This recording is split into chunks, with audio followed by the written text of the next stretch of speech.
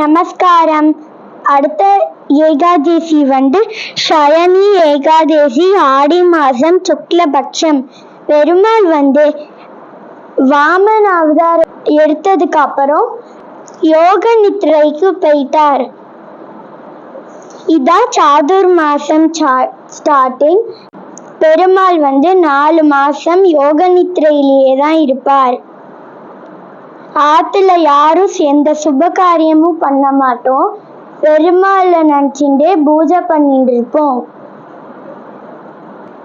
பெருமாள் எப்போ எழுந்துப்பாருன்னா கார்த்திகை மாசம் வர பிரபோதினி ஏகாதசியில தான் எழுந்துப்பார்.